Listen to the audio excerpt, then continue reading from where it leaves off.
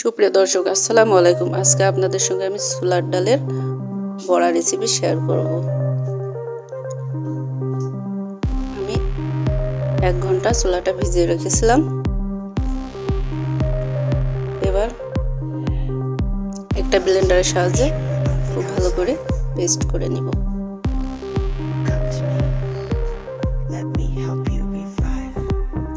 দেখুন আমার পেস্ট করা হয়ে গিয়েছে।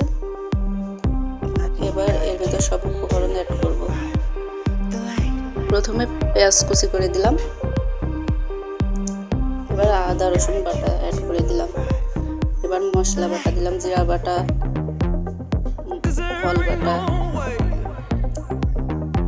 এবার 1 চা চামচ লবণ অ্যাড করে দিলাম। 1/2 চা চামচ ধনিয়া গুঁড়া অ্যাড করে দিলাম।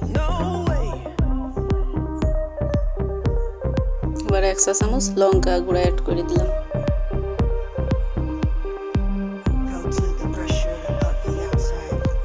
আমি কিছু লঙ্কা কুচি করেও দিয়ে দিলাম। হলুদ গুঁড়া দিয়ে দিলাম 1 চা চামচ। এবার সব উপকরণগুলো খুব ভালো করে মিশিয়ে দিতে হবে।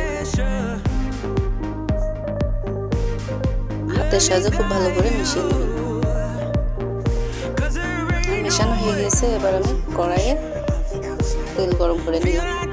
এবার একটা একটা করে বড়াগুলো ছেড়ে দিলাম। ভিডিওটা যদি আপনাদের ভালো লেগে থাকে অবশ্যই সাবস্ক্রাইব করবেন, লাইক কমেন্ট শেয়ার করে দেবেন।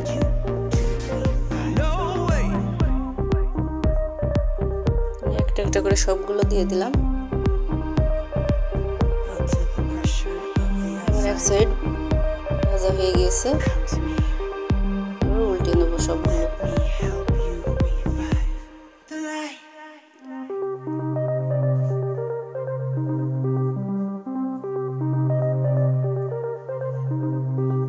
সবগুলো উল্টে নেওয়া হয়ে গেছে। এবার আমি একটা একটা করে নামিয়ে নিব। এভাবে যদি আপনারা বাটা মশলা দিয়ে ডালের বড়া রেসিপি তৈরি করেন, খেতে অসম্ভব মজা হয়।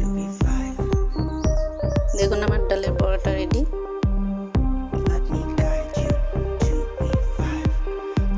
আজকের মতো আমি এখানে বিদায় নিচ্ছি।